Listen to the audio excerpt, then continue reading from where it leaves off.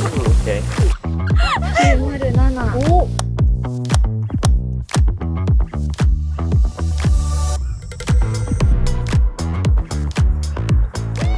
はい、どうもケイスケです。今日は桜取りに来ました。with Jason and Mornon and Vivian. イエあとエリコ。Thank you. Let's go. Let's go. なんかサインクあんまり少なかったらなんかちょっと午前回ってお昼食べてなんか河川敷行くとかでもありかなって思ってる。そうしましょう。一旦待ってみましょう。うん。 So what camera do you use today? Today This. I have Sony Alpha 75, Ah, Alpha 75. Yeah, it's nice. Tamron 35 to 100, Ah, the new lens. new lens, testing, Ah, it's nice. testing, and she has. What do you have? I have the A1 with the 1750, which I really like this lens. Our new favorite. I like it a lot. Oh, F4? F4. F4. Yeah. The more very handy, But wide. for video, it's so good. Is that variable ND filter? Yes, Polar Pro. ポラプロの。 American brand. And with the Pete McKinnon? Peter McKinnon, yeah. yes. Peter McKinnon. PMBND. のんちゃんはどれなんですか？私は α7-5 ジェイソンのと同じのと、 Oh, yes. Yes。あと50、150の F2 投資の GM レンズを今一旦つけてる。はい。単焦点と悩んだんだったら一旦これ持ってけば間違いないなと思ああ、望遠持ってくればよかったな、それで言うと俺。にこれは何ルミックスの 50mm のレンズをつけてきてみました。って。おー、S9。そっか、ケイスケさんが持ってる。ケイスケくんのやつを最近お借りしている。ルミックス S9 と 50mm F1.8。軽いからね、なんか最近 Vlog をこれで撮ってて。そうなんだ。そう S9 のイメージあんまなかった。そうなの。でもいいよね、結構。うん。かわいい。 Vlog の色味とかが好きで使ってまますす。ね。使ってます。Okay, thank you.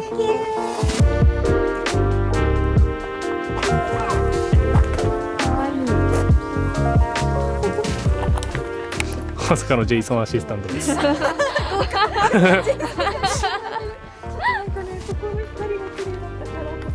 Can try to choose same place? Same place here? Okay. Tell me and the poses here and please look my dance. 907。 It's nice. Really good. Thank you. I want Thank you. I want two.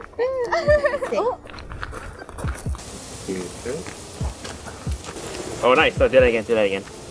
Yeah, and then like look out. Fresh, and then do like the. Okay. Alright.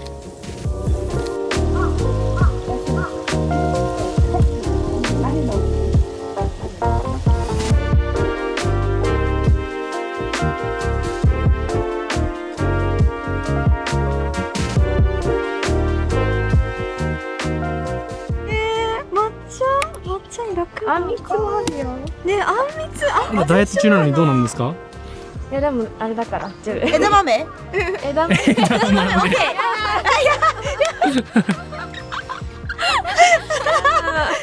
みつからの枝豆はちょっとね。枝豆やだもん。素敵。ここにある。あ、サラリにしますか？クラムツ。あ、ちょっと。うまっ。はい、ちょっと早めのおやつタイムを終えて、でちょっと桜探してたんですけど若干少ないまあそうですよね。今3月下旬、3月の24、23なんですけども、ちょっとですね桜が少なそうなので、少しだけ、鯉に餌やりとかしつつ別の場所にちょっと向かおうかなと思います。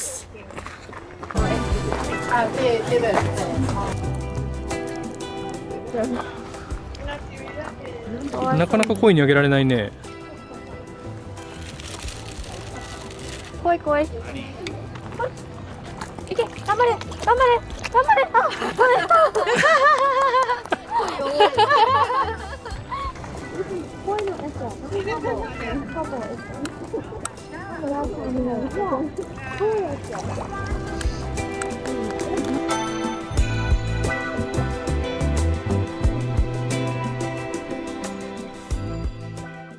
ケイスケの動画。から歩いてイエーイ。モロノン様からお通達があるそうです。100のね Could you take my YouTube video? こんにちは、フォトグラファーのモロンノンです。 Almost second. Second, okay. First. じゃあ私はサードでちょっとだけ下見していい？ちょっと下。まあまあまあまあまあだってね、まあまあまあまあまあ最初だか4分15秒ら。はい。まだ4分あるね。はい結構高いけど大丈夫3、2、いいよ。はい、こっちも見て。めちゃくちゃヒントがあってね。はい。そのままストレートに取ろう。ストレートに。正面で。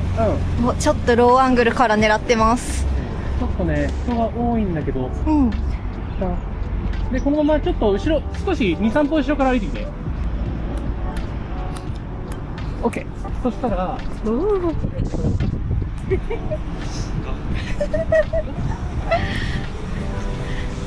こうちょっと寄りかかる感じかな。寄りかかるかもしれないあ、いいね。いいね。めちゃくちゃいい。残り1分です1分 Roll level. あらーかわいいねいいね。ちょっとあっちもこう、左手で、こうやって、あ、そうそうそう。で、キュッと顔出してくれる？もうちょい。で、かわいいかわいいかあわいいっちの方向いて。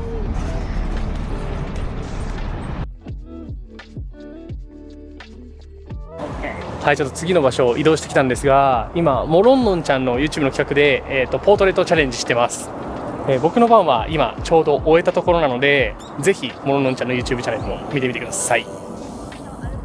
I've never worked with Mornon before. Oh, I hope I can. なんか新鮮 1, 2, 3. 1, 2, 3. Okay, hold the pose, hold the pose. 1, 2, 3. Oh, nice, nice, nice.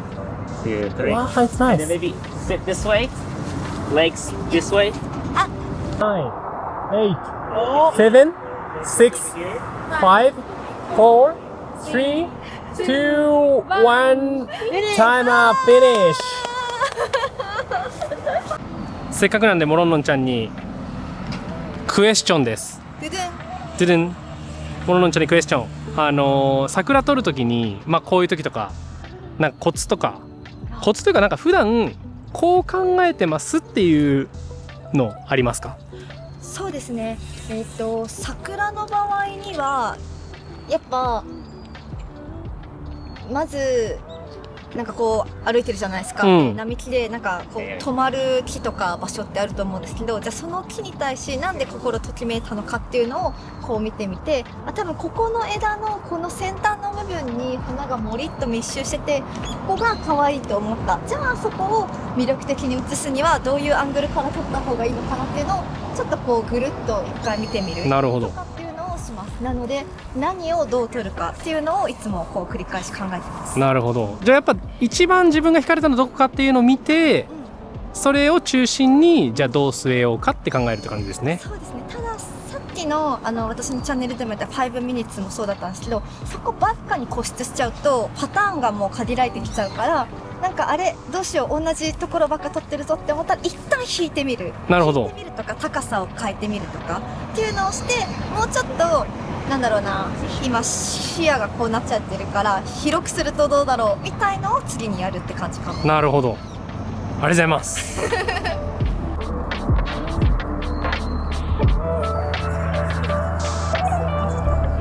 ジェイソンさん今日はありがとう。Thank you for coming. Oh, thank you.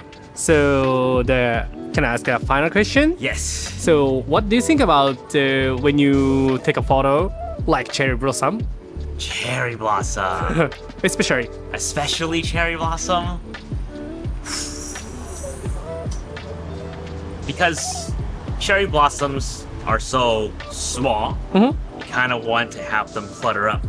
So like pathways with cherry blossoms that are like very long. Yeah. Long cherry blossoms, you can get some leading lines to it. I think that's very good. That's what I try to aim for. It's just having like rows of cherry blossom or cherry blossom surrounding something to really create a great effect for a photo.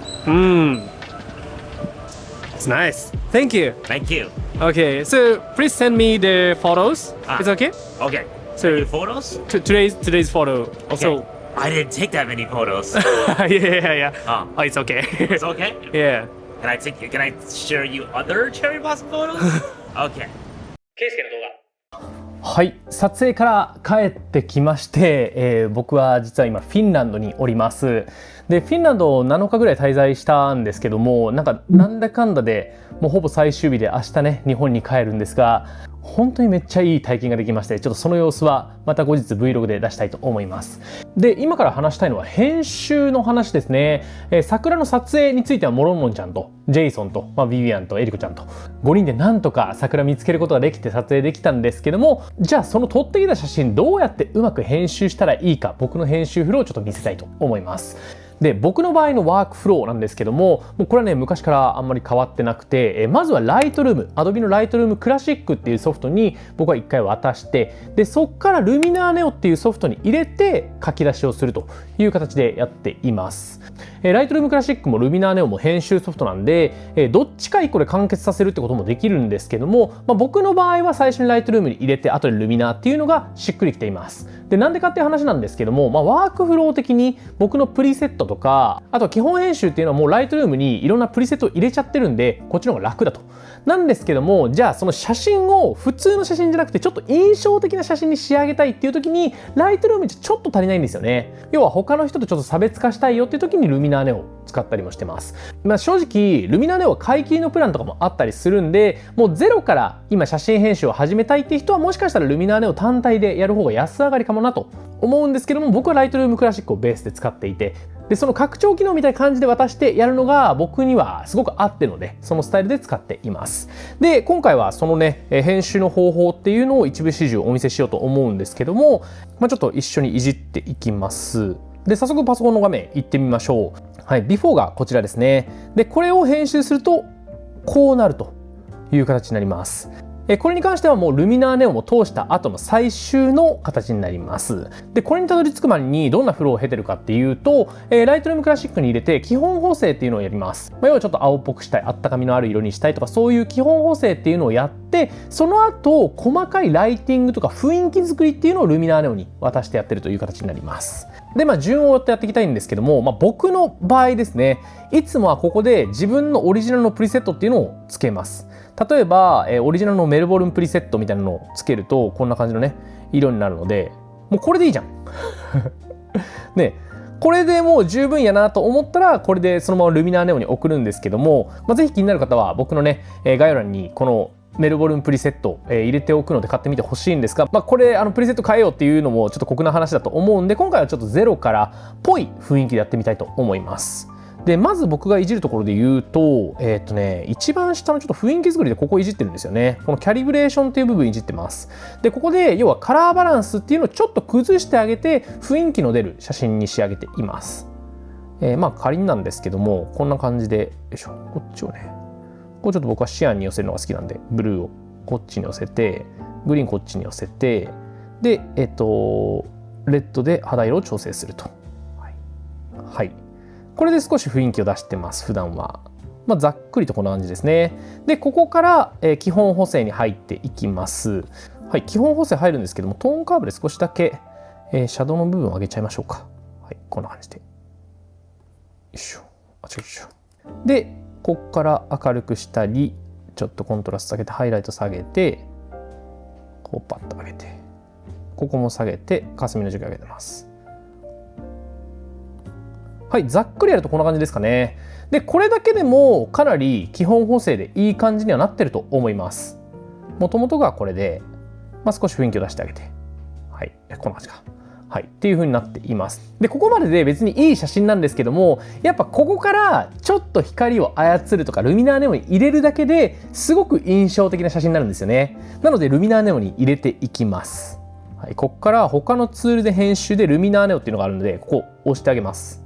ほい。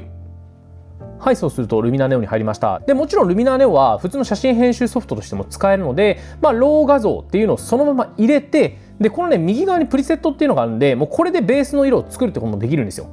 ここはね、もともと入ってるものとか買うっていうこともいろいろできたりするんですけども、これからもう写真を始める、あんまり本当に基本補正わかんないよって人は、こういうのをね、当ててみるのもいいのかなと思います。で、今回はもうライトルームの方で基本は当たっているので、ここから編集の方に行きます。で、このルミナーネオンはこのね、右側のメニューでいろんな雰囲気の足し方っていうのができたりするんですけども、今回は僕が特にやってる3つの機能をご紹介していきます。で、まずは1つ、光沢ですね。ここでオートン効果っていうのを入れてます。僕はソフトオートン効果っていうのを入れて、こう 50% ぐらい適用してるんですけども、そうするとこうふわっとするじゃないですか。これちょっとふわっとしすぎなので、これをちょっと、よいしょ、雰囲気下げていったりするんですけども、こんな感じかな。はい。はい、これだけでだいぶふわっと感出ますよね。ちょっとハイライトが柔らかくなって雰囲気が出たと思います。ちょっと強くしてもいいかな。はい、こんな感じ。はい、こんな感じで一発で雰囲気が出ました。もともとこれで、アフターこれ。はい、いい感じですよね。で、次いじりたいのが、この光の深さ。これすごいんですよ。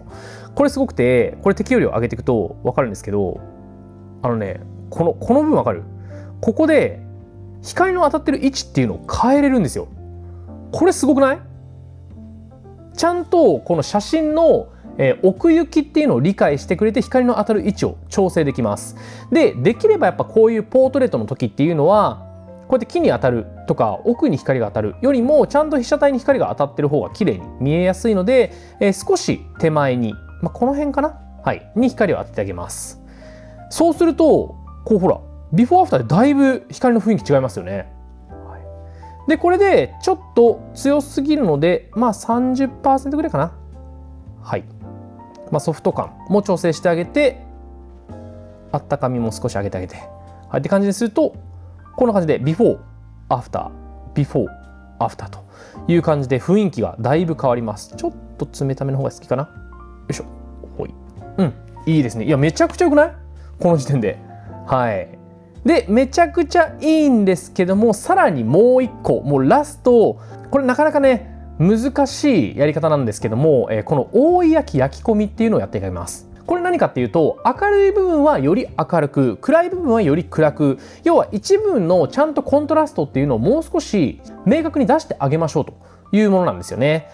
これね、比較明、比較暗とあります。で、この比較暗っていうところが、暗いところは暗く、比較明っていうところが明るいところは明るくみたいな感じでやっていけますということで、このぐらい、サイズはちょっと 50% ぐらいに調整して適用量30ぐらいに調整してあげて塗っていきます。まず明るいところから塗っていくと、例えばこの辺のハイライトですね、この辺ちょっとこう塗ってあげるとほら少し明るくなったでしょとか、桜だとこの辺とか、この辺とかも明るいですね。はい、この辺ちょっと明るくしたいよってところだけこうやってバーッと大雑把に塗っていくんですよ。もっと本当は細かくやるんですよ。もっと拡大して細かくやったりする人もいると思うんですけども、僕はちょっとねそこまではなかなか、一個一個できなかったりとか、もっと真剣にやるとき以外はねちょっと難しかったりするんで、こうやって大雑把に僕はつけていきます。でもそれだけでもめちゃくちゃ良くなるから、要はハイライトをざっくり入れてあげるって感じですね。この辺かな。ちょっとほらハイライト入りましたよね。ビフォーアフタービフォーアフターって感じで、この辺にも入れてあげよう。はい、次は暗い部分やっていきます。暗い部分をもっと暗く落としたいということで、この辺暗いですよね。はい。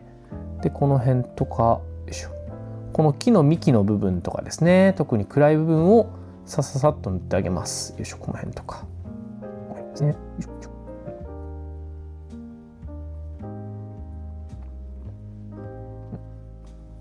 ちょっと明るい部分で被写体にも明るさ上げちゃいましょうか。はい、少し顔に明るさ上げてあげて、ちょっと極端ですがいい感じじゃないでしょうか。はい、これでビフォーアフターかなり印象変わりましたよね。ちょっと桜の雰囲気がぐっと上がったと思います。でちょっと極端にやりすぎたなと思ったらこのね適用量っていうのをブーって下げてあげて、まあ僕の場合はこう 60%、65% ぐらいかな、はい、はい、くらいにしてあげると、ほらこんな感じで雰囲気が出てくれます。だいぶ違くない？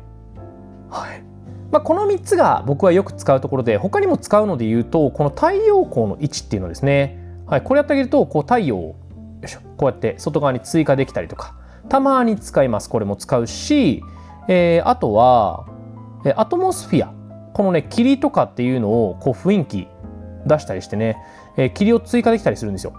はい、こんな感じで、まあ、こういうのもたまに使ったりします。今回はちょっと使わないんですけども、まあ、使ってもいいな、ちょっと入れてもいいですね。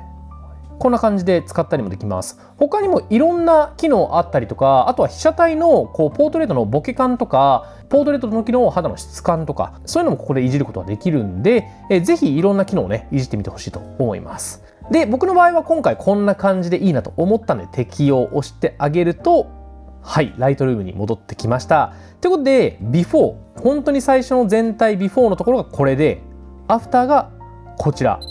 全然違くない？ビフォーが左でアフターが右です。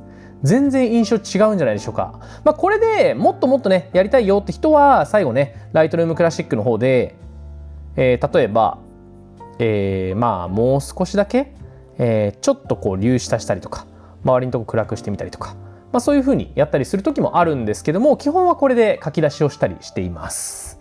はい。ケイスケの動画。はい、ということでいかがでしょうか。今回は桜の撮影から編集まで全部まとめて紹介してみました。まあ、ちょうど動画公開してる時期には桜のシーズン的には終わってしまってるかもしれないんですけども、まあ、写真としては撮った方は残ってると思うので、ぜひね今回のフローを試してみてくれると嬉しいなと思います。また今年だけじゃなくて、まあ、来年とかにも桜のシーズンは来るし、あと今回の編集のフローに関しては別に桜だけじゃなくてもいろんなシーン、まあ、ポートレートだったりとか、まあ、普通に日常の写真とかでもね使えるテクニックたくさんあると思いますので、ぜひね試してみてください。で今回ね、紹介したワークフローに関しては、まあ、ライトルームとあとルミナーネオってソフトを使ってるんですけども、このねルミナーネオの方はちょっとクーポンコードもらえるか交渉してみます。今から交渉なんですよ。なんでちょっともらえなかったらごめんなさいなんですけども、きっとねもらえると思うんで、もらえたら概要欄の方に貼っておきます。やっぱねルミナーネを使うと結構写真がぐっと変わってくるので、僕はねやっぱライトルームだけでサボっちゃったりするんですけども、やっぱ気合い入れるときはねちゃんとルミナーネを本当に使いたいなと思ってるので、引き続きこれからも使っていきます。ぜひ気になる方は概要欄からチェックしてみてください。ということで今回の動画はこの辺にしたいと思います。今回の動画いいと思ってくれた方は高評価ボタン、チャンネル登録もぜひよろしくお願いします。それではまた次の動画でお会いしましょう。バイバイ。